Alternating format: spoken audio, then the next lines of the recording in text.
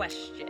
Each of you serves a really, really unique purpose in the creation of every single episode of the arc, and I would love to know how you approach creating such a rich and complex science fiction world as individuals.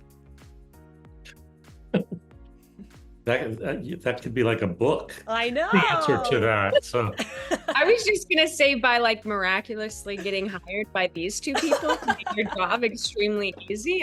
Yeah, that's my answer. it's just imagination, and one of the things I keep saying is that any good television, whether it's science fiction or a cop show or anything, comes from character. If the characters are good and you love the characters, and if you cast it well so that they're played by good actors, then it ends up, I think it ends up being loved by the fans. And if you don't have characters anybody cares about, then not. I think people want to invite these people into their home every week. So I'm so glad you brought up the fan base, because the fan base is so dedicated and so mighty. Like the TikToks, the Reddit threads, the theories run so deep. So approaching season 2, is there a bigger sense of responsibility of doing right by the characters or doing right by the fans? Both. I mean, I think the thing is, look, we had hoped that people would like the show. I don't think we anticipated it would be as successful as it was. Mm-hmm. I think it kind of took us a little bit by surprise, but it also, that gives us a giant responsibility. Mm-hmm. You know, if these people, they went on the journey with us, they supported us, they went online and talked about the show, and I mean, you couldn't ask for better fans. And so as we started season 2, it's like, we got to up our game. The effects have to be better. The stories have to be more interesting and different than what we've done before. We've got to stretch our characters. The effects have to be bigger. Everything has to just be better. And then I dumped that on John's lap and said, do it. There's such a friendly and like loving passing of the buck on these questions. I love it very, very much. Christie, I want to put you back in the hot seat for a second. No. Because both Sharon and the beloved role that we all met you through, Renesmee, are pretty powerful, pretty badass characters. So I have a very deep and important question. Who would win in a fight? Sharon. That's the crossover that we need someone to edit and put on YouTube for us right now. I need to see it. I want to be tagged in it. For everybody, if you actually lived in the world of the show that we're talking about, how do you think you would make out on Arc 1? I'm weirdly starting to think that maybe I am kind of a little bossy.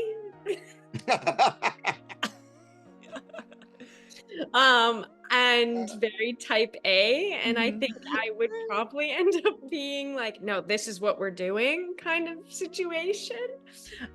So maybe not necessarily the leader, because that's just so much responsibility, and I don't even know how Garnet does it at times. But I definitely think I would like be telling people what I think. You have leadership skills. I would be in the council, like that would be fun.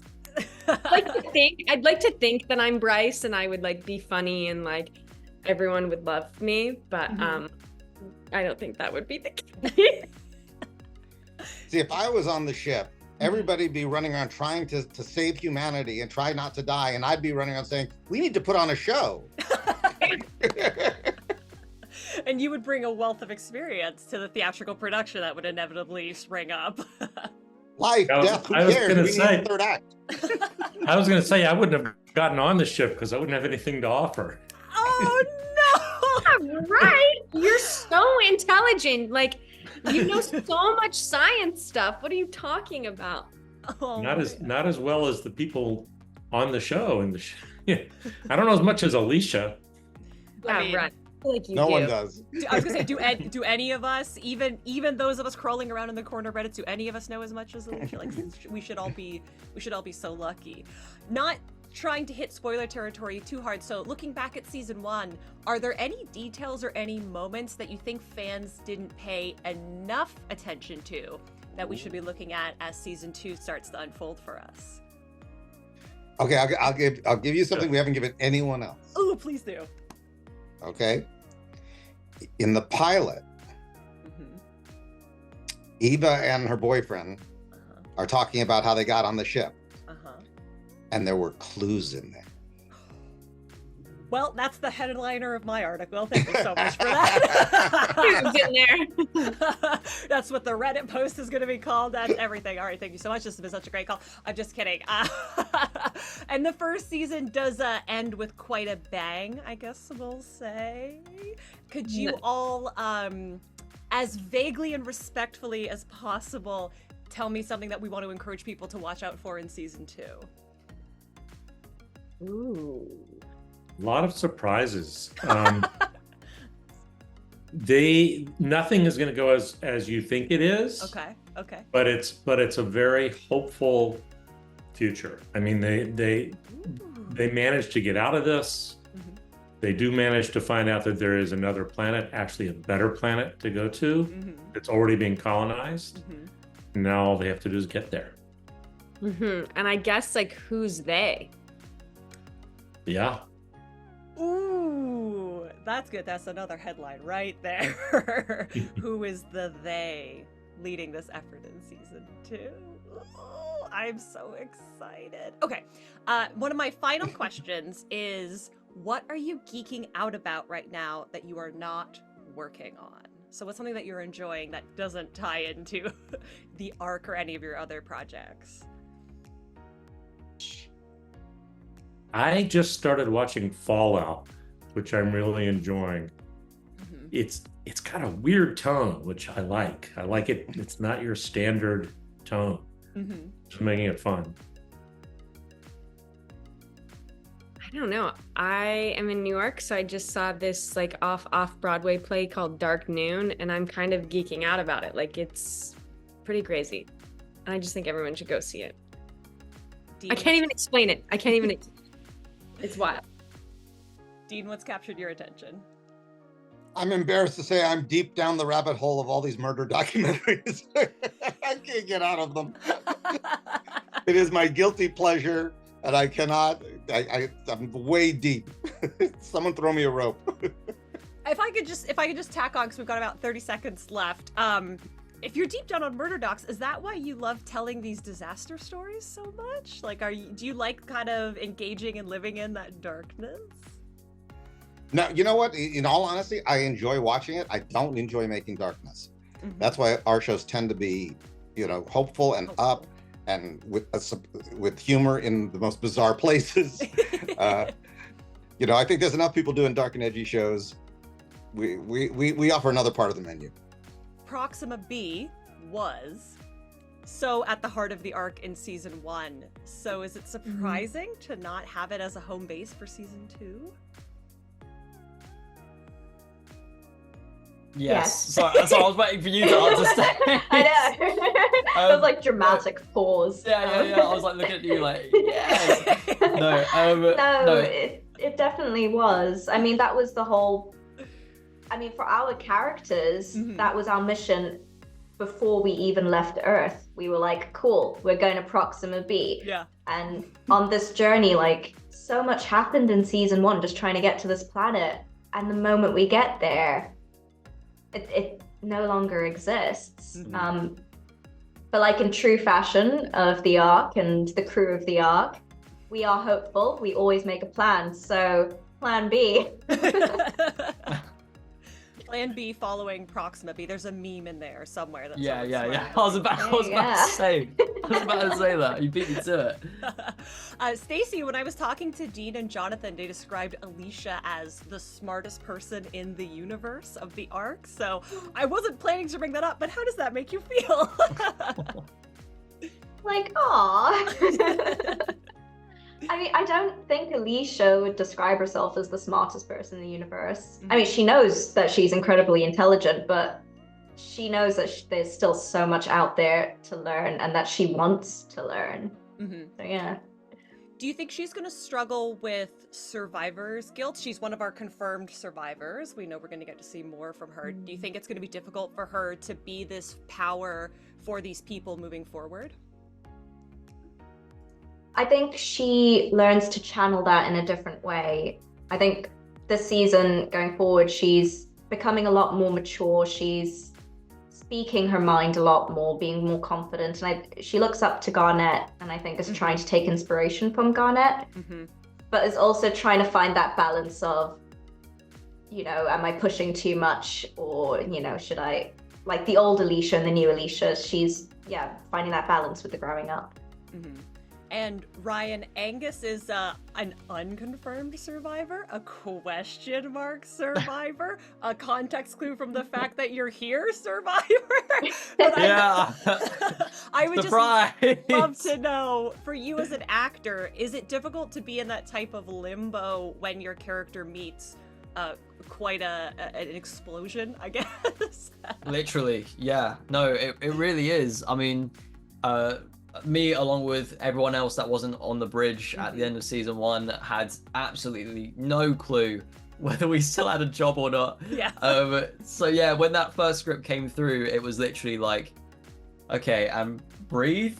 Okay, page 1. Am I here? Okay, no, and I just keep going, until, you know, you find your scene, and then you read about, I mean, the brutality of what it was. Like, it was really, really upsetting to read, and then, you know, to be put in the makeup chair and see myself with these things in me. It was weird. It was really, really strange. But yeah, it is weird always to be, because it's such a weird job. Acting is such a strange job. It's like, oh, I might not have a job because I might be dead, and it's like no one ever thinks that about their job.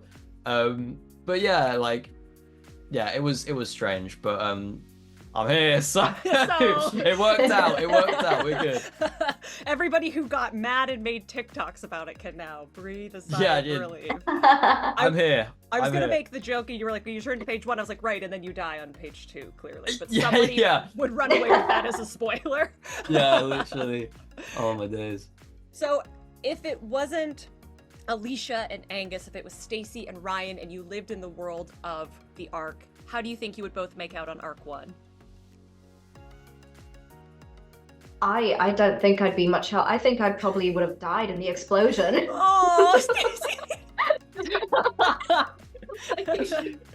No, because that's for all the higher ups. That we'd still be in the slums. We'd still be in the, you know what I mean? We'd still survive it. We'd still survive it. Cracking jokes somewhere in waste management. Yeah. Knowing my luck though, my pod probably wouldn't open, and then I'd just get, you know what I mean? Like, help me! It was running off. Yeah, no, I agree with Stace. I probably wouldn't last. I can't lie. But these people are geniuses. Do you know what I mean? Like, even though, like, a lot of them aren't built for survival, like Angus and Alicia, like, nowhere near built for military use, they're still incredibly smart and can get themselves out of danger if need be. So, yeah. They have, to say spoiler free, unique ways of contributing, individual ways of contributing to the overall needs and wants of the crew. Exactly. Ryan, I loved you talking about like being in the makeup chair and how strange a job it is to be an actor. So I would love to know for both of you, what is something unique about making science fiction television that people don't know and you wish they did? Is it how often your feet are wet, running around outside? Like, what do people need to know about making this show? Gosh. I have a pretty good answer. Okay. I mean, it's not like specific to sci-fi shows, but it's specific to the Ark. Is that like 0% of it essentially is shots outside and exteriors. Like the whole thing is shot inside. So I remember we'd have jokes on set, like if you're in all day, sometimes you're picked up when it's still dark, you know, at like 5 a.m. or something. And if you're in all day, you literally go to set when it's dark, you go in, and all the sets are in like warehouses, right? So you're in there all day, and then so you go in and it's dark, and then when you leave afterwards, you come out and it's still dark because it's like you've been in all day. So it can be very like disorientating sometimes. But luckily we shoot in Serbia, so it's like beautiful sun most of the time. So when you are outside, you're getting your vitamin D. So it's chill, but yeah, that can be strange sometimes. But the rest of the time you're living like your best vampire life, just only in the darkness. Exactly, yeah, absolutely. Stacey, any other weird Yeah. stories that people don't know about making a sci-fi show? I mean, we're quite, like Ryan said, we're quite lucky that everything's literally built for us. So I feel like a child again, where I get to run around in these like corridors or like the bridge and just play with all these buttons. Obviously there's like some CGI effects and things that you have to react to. So, okay, my brain. Yeah, sometimes like in season 1, we'd be given videos to look at, but obviously they haven't been filmed. We don't know what they look like. So you're just there and you're like, okay, be shocked now. And you're like, That's and they'll the be worst. like, oh, That's like my worst nightmare. Yeah, they'll just describe something like in the distance, look at that like dot or that tennis ball, and you're just like, oh. Yeah, it's the reaction to videos that aren't there. Like we'll be like looking at a monitor and we'll be like, oh my god, and then it's just grey. It's grey with green dots on it, and then it's like, okay, and now this has appeared on the screen and reacts, and it's like, it's like really strange. I hate it, but I guess it's good practice.